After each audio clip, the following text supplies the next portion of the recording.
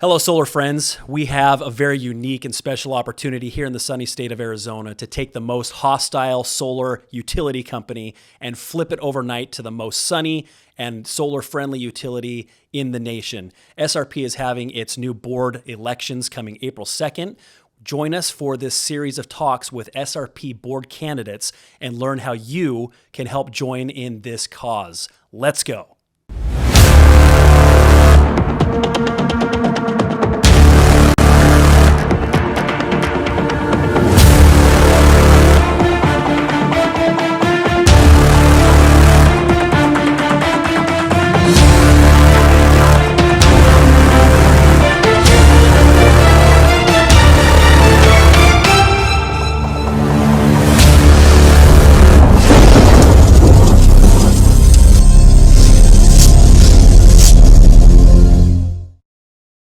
Welcome everybody to the Fusion Power Podcast. I'm excited about today's episode. We have a huge SRP election coming up in April. And today I am joined by our guest. This is Mrs. Lauren Kuby, who is running as a candidate to be on the SRP board.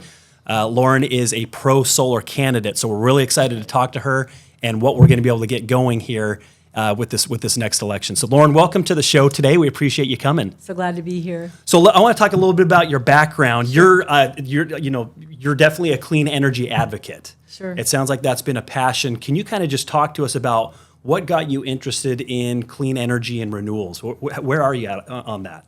Part of it's an academic interest. I'm a senior global future scientist at ASU. Actually, I retired from ASU, but still have that designation. And over the course of 25 years at ASU, I led community engagement and outreach for the Global Institute of Sustainability Innovation. And ASU is one of the leading research universities focused on solar batteries, on the clean energy transition. And so I was able to host scientists and researchers and communicators from all over the world and really almost got a mini master's degree with the people that I met in learning about clean energy transition and what was possible specifically for ASU and for Arizona. So then I ran as a clean energy sustainability focused candidate in 2014 for the Tempe City Council. People told me I wouldn't win focused on sustainability, but I did win, and I ran with the idea of solarizing the city. That's awesome. And ASU is obviously very pro-solar. Mm-hmm. I read that they've got 24 megawatts of solar on their 4 different campuses, which powers about 50% of their total energy.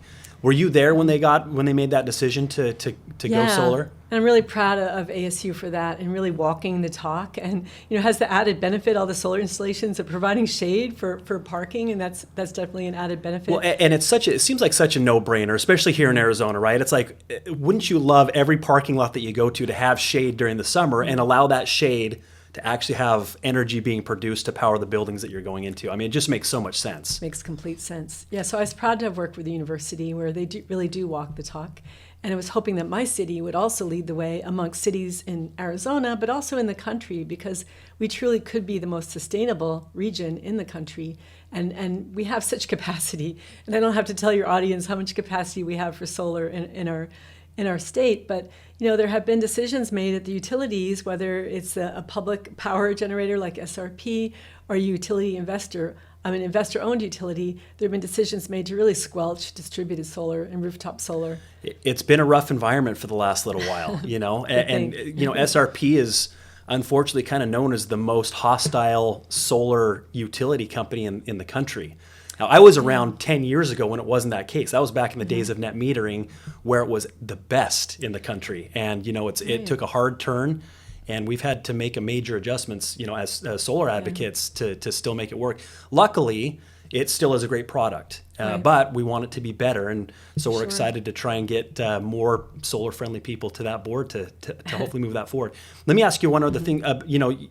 So after ASU, or kind of concurrently with ASU, you were with the city of Tempe. What were some of the things that you were trying to push with the city? Well, one of the things I want to do is establish a buying program, a group buying program for solar, because I know that a lot of the cost of actually putting up rooftop solar is, the company has to market and get that customer. And I thought, what if we did a request for proposal to all the solar companies and say, what's the best price that you can offer residents, or the best discount, let's say, and perhaps we could do it neighborhood by neighborhood, where you'd set up, an installer would set up shop and just move next door. There's a lot of savings there. Obviously, a lot of real savings that could accrue both to the solar installer and to the customer. And then, I was sworn in January 2015, and in February 2015, SRP came out with its rooftop solar killing rate plan. And that was just like a stab in the heart to me, because it really precluded a lot of the work I wanted to do with residential solar, although I still really pushed, and we made some strides with our city solar. That's excellent. We're going to get into talking about the elections and some of the things that you want to do as a board member. Just as a personal background, so we can get to know Lauren, tell us something unique about yourself, and tell us one of your hobbies outside of what you've done professionally. Sure, unique. JFK, John F. Kennedy, held me as a baby. My parents worked in his campaign in Massachusetts, and he showed up at the campaign office without a retinue, without a bodyguard or anything. Just showed up. And my dad was startled and went home to make him coffee. And it took my dad 45 minutes to make coffee, because he had to do it with a percolator. It was rural Massachusetts. In the meantime, JFK spent 45 minutes alone with my mom. And he asked if he could hold me because he missed his daughter Caroline so much. And my family would say from that day on, that's when I became the political one in the family. It started from the beginning. I imprinted. That's awesome. That's awome. How about any hobbies? I love animals. I love especially dogs, and so I'm just I'm very much involved with animal welfare issues as well. Awesome. Well, continually always promoting good causes. So let's talk about this election. As a broad sense, what would you want the public to know about an SRP election? What's important about it? What do they need to know? Well, I ran for the Arizona Corporation Commission, which is the most important office in Arizona that no one's ever heard of. So now I'm running for the SRP board, which is even almost a lesser known office with very peculiar voting rules, very undemocratic voting rules. So I guess what I want people to know is only a few thousand people vote in this election in my district. I'm running for a district seat. Only less than 1% of people that can vote. So your vote is so important in this election. You actually have a voice. You have a voice. And if you elect the clean energy team and the SRP for clean energy team, you'll be electing strong consumer advocates and those that are embracing the clean energy transition, not shying away from it, but embracing its potential for good jobs, for a healthy environment, and for benefits to consumers and to the solar industry as well. Tell me why are you personally running? Why do you want to be, because there's a lot of people that have the same kind of passion. Why do you want to be an SRP board member? Well, one reason I'm running for a district seat is it's acreage-based, and I am all about grassroots campaigning and knocking on doors. I wear out several pairs of shoes. So I'm running for that reason. I'm also running as a customer because I installed solar in my house. We have 2 solar installations, and I installed when we were actually incentivized. Mm-hmm. And later we became villainized by SRP. Like somehow we were doing the wrong thing. I probably spent more on solar than, when early adopters tend to spend more. And I'm grandfathered in for a couple more years. But it just doesn't make sense to me that in the Valley of the Sun, in the sunniest state in the nation, that we don't encourage rooftop solar, that we don't encourage distributed generation, which leads to more resilience in the system. So I have a personal reason. I want to see rooftop solar just embraced again. And I have a policy reason in that this is the second largest utility in the state of Arizona. Mm-hmm. The way SRP goes can really impact the other, the other investor-owned utilities. And I want to see, it used to be SRP was the better angel of the utilities. Right. Not so much. Well, and it's interesting, I think we too, need to change. With the change they made, it's already been 10 years since they went away from that meeting. What they've done has impacted all of the states around Arizona, right? It's impacted the way that even APS has done solar. It impacted NV Energy within a couple years right after that. We're seeing different changes in California, but these solar rate plans that SRP implemented, it's obviously in the solar industry, we feel like it's a poison that's, going across the country that we want to be able to stifle and harness the power of the sun and provide people with a better way to get energy, a cleaner way, a sustainable way, and a way that's, can afford them savings. Yeah, and my daughter, she's 33 years old. She bought a house in Tempe and about 8 years ago. So she put solar on her house with the help from her parents. And her bill is about $10 a month. Now, my bill isn't as low because I have a lot of glass and, I tried to make it more energy efficient. But, in these times where housing is so expensive, to have a solar installed on your roof can really help. But right now, if you're an SRP customer, you're doing it, you may gain a little benefit, you'll gain benefit, but you're doing it to be a good person. It's the right thing to do. But for some people, it's not economically feasible, and we need to really, solarize our region. There's such it used to be, when I started solar, I guess this is my 11th year in solar, it used to be that you could literally have a $0 SRP bill. That's what I had at my first house. And now, yes, you can still save a lot of money. We're still saving customers probably 50% of what they'd otherwise be spending, during those hot summer months particularly. But there's so much more benefit, if they would be more friendly to that. So let's move forward and say that you get elected and all the other folks that we want to get elected, and we get a pro-solar board. What are some of your agenda items? What are the possibilities for us as consumers and as the state if you guys can have your way? SRP does a really good job in addressing reliability, but maybe not so much affordability. And also we need to address decarbonization goals and make those true and real. And we need to also look at equity in all of the SRP policies. So those are sort of the areas of influence I think we have. Unfortunately, the Resilience Plan, Sustainability Plan 2035 is going to be voted on in March, right before the election. And that's not a coincidence. So if we gain a majority on the Salt River Project Board, we can revisit that goal and have them look at carbon mass, and not just and really do a true decarbonization plan for the utility. It's so important that we elect a majority to this SRP board, and we can really restore rooftop solar and embrace distributed energy and not investment in stranded resources that aren't good for the environment and aren't good for the economy. What are some of the changes specifically to solar rate plans that you think that you could push through, or that you would hope to push through?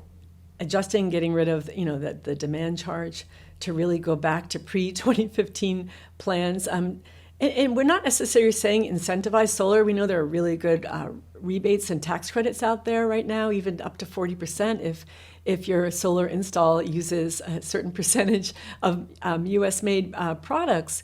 But there's an opportunity to go back to a plan and a policy that really incentivizes solar, incentivizes it in a monetary way to have the solar benefits, the benefits of solar be shared by the utility and the utility and the installer and the customer. Perfect. So rooftop solar to me is like a number one priority once we get elected. Do you think that net metering is a possibility to ever bring back? I do, with a majority, right? We could capture a fragile majority, a 7-7. There's 14 board members. It could be 7-7 with the vice president making the deciding vote, or we could have a stronger majority. And it's also important to note that right now, the solar advocates on the board, there's 5 of the 14, right? So it's pretty much 9 versus 5.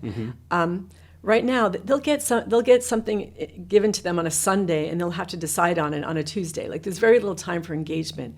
It's sort of a pro forma board of people that are dominated by it's dominated by farmers whose farms were and land was put up for collateral back in the early 20th century, but they're deciding electric rates. They're deciding energy policy, and their interest is in water, right? So that's the sort of the dirty secret of all of this, is that water policy too much directly impacts our electric policy and our electric bills. We probably pay too little for water. We need to separate those two. Yeah, we do. And we pay too much for electricity, maybe too little for water under that equation.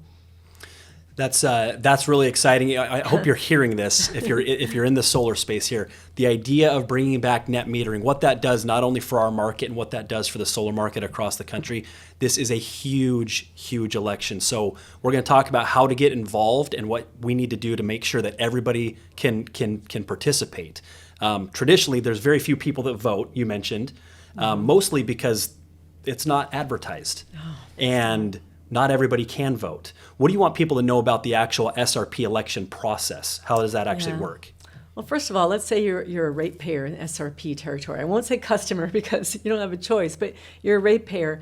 How do you find out if you can vote? You have to actually call the corporate secretary and they can look it up. There should be a way online. If the corporate secretary can look it up, you should be able to look up if you can vote. So less than 50% of SRP ratepayers can vote. The people that can't vote are renters. They still pay a bill. They're renters and people in the territories since 1937 because they haven't changed the map since 1937. And we've grown a tremendous amount, right? So first of all, you have to start off like only 50% have the possibility of even voting. I'm in Gilbert, and where I live in Gilbert, I can't vote. Yeah, and yeah. Ahwatukee, the entire town of Ahwatukee can't vote. Fountain Hills, Queen Creek, they can't vote at all. So they have no say over their rate plans. So we need to focus on the area, the 50% of consumers that actually can vote. That's right. And they have, so we need to identify those areas, Yeah. right? Otherwise, they're having to call in and see if they're Right. in those areas.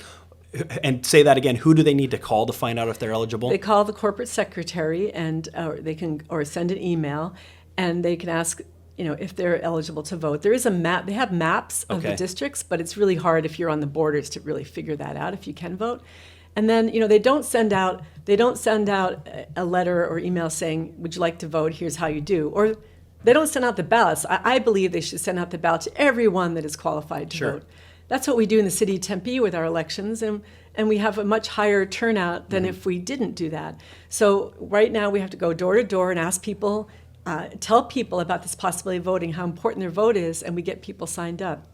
Then once you do sign up, they send you a letter about a couple weeks later, and they say, "Are you sure you want to be on the permanent early voting list? Did you know you signed up? And this is permanent." And they give you all these ways to get out of it. So actually, it's not permanent. You can get off any time, but it's, to me, a voter suppressive letter because they really don't want to have an increase in the turnout. It's less than 2%. It's so interesting. And if you had a city that had less than 2% voting, you'd say there's a crisis here. We need to really communicate with people about their rights to have input into SRP's policies. So we really try. So what I'm hearing, though, this is not an encouraged participant It's not. Election like our general elections. Yeah. We'll talk about more about that. So as solar companies, what do you need solar companies? We work with a lot of different competitors and friends in the industry. What do you think that the solar industry can do to help make sure that this panel of pro-solar candidates gets elected?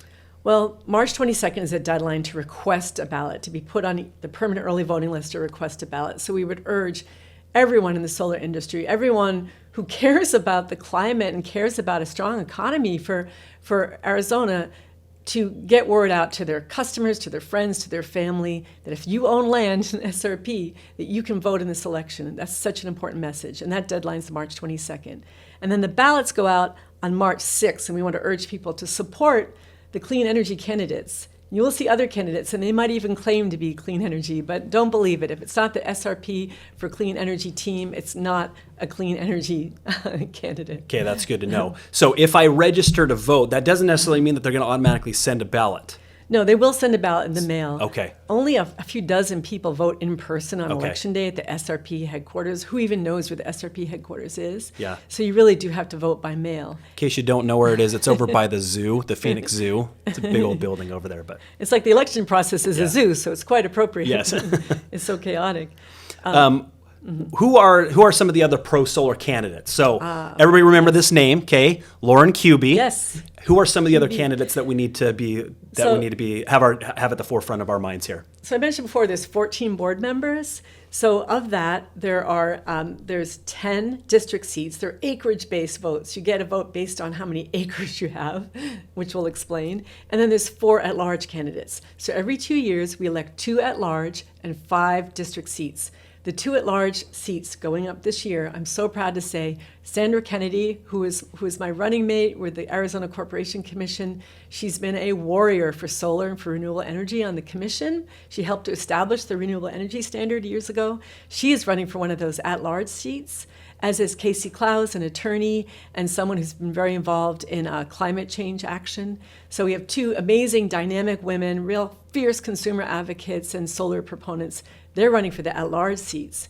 And then there's 5 district seats, and we have 4 of 5 candidates set up for that. And I'm running for District 5, which is Northwest Tempe all the way to Levine. Okay. And so my district is kind of, dark defined. I'd say narrowly. It's a very wide district, but of course not many people vote.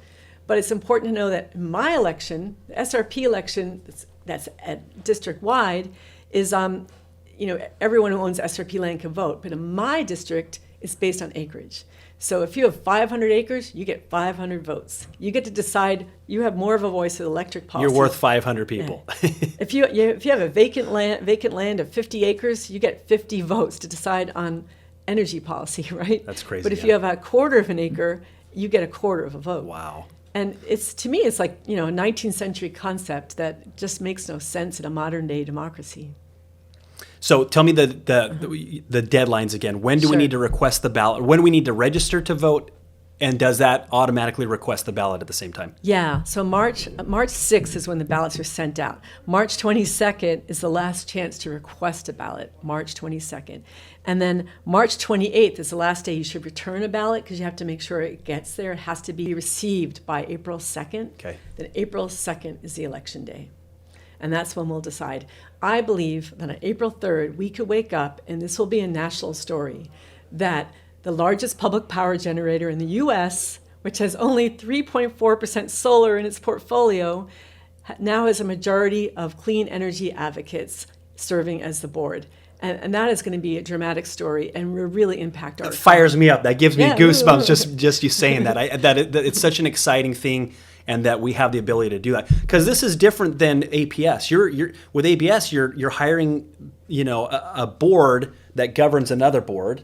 Mm-hmm. Or, for APS in that case, you're having to get. It's much more difficult to move the needle. It's much more difficult, right. And it's a smaller board as well. Right. Whereas with this, every single your vote is going to directly impact what that board is going to actually look like. Mm-hmm.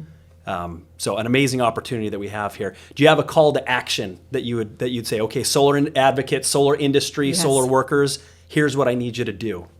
We have an amazing opportunity in this election that happens on April 2nd. We can gain a majority in the SRP board, restore net metering, and really begin this transition to a clean energy economy in the SRP territory. So I'm asking you to contact your friends, your family, your customers, and let them know about this opportunity. First, to get them to request a ballot, which is so important. We have the opportunity to gain a majority and have a setting that will be encouraging of fair rates for customers, and will bring back net metering, and will encourage a clean energy transition in our state. For people that don't have solar, what would you Right, say to them? right. Solar is cheaper. We have this abundant resource in Arizona that we're not capitalizing on. We import fossil fuel, coal from Montana, gas from Texas and New Mexico. And it's important to note that it's more expensive to operate a coal plant, which SRP still has, than it is to open a new solar plant with battery storage than it is to maintain a coal plant. And SRP is heavily invested in coal to this day, and it continues to expand on natural gas, fossil fuel gas. This is wasteful of water, of energy, and we have to import these resources into our state. We should be using the resource of the sun that's here. It's cheaper and will lead to cheaper rates. It's so important for people to know. And I feel like the solar industry has been sort of hampered by this ideology that somehow it's going to be more expensive for customers. And we know that solar is cheaper. So Lauren, if people want to find you online, if they have questions for you, if they want to donate, how do we get a hold of you? I'm on Facebook, I'm on Instagram, and so is the SRP Clean Energy group. You can see all the candidates that are running, and we will help to identify which district you're in if that's a confusion. We are out there knocking doors and communicating with people right directly at the doors and talking to them about the importance of this election and how if less than 2% of people vote, that means your vote is even more valuable than in a typical election. So you'll be hearing from us as we're really active and on the ground and really making the case for a clean energy economy. We're excited to get you elected, Lauren, and thank you for being on the program today. Fusion Power obviously is very invested in this process, and so whatever we can do to help out, we're going to have all of our ground troops flyering and knocking doors. We're going to be blasting our email, emailing all of our customer base and texting and all that kind of stuff as well. So we're on your side. We're cheering you on. Thank you so much. We'll work together and get this board elected. We're excited about the future. Just think how we're going to feel on April 3rd, the day after the election. I think we're going to make history in Arizona. It's going to be awesome. Thank you for being part of the program today, viewers. If, again, you are an advocate for solar, please get involved, please register, please vote, and let's make this happen together. Have a great day.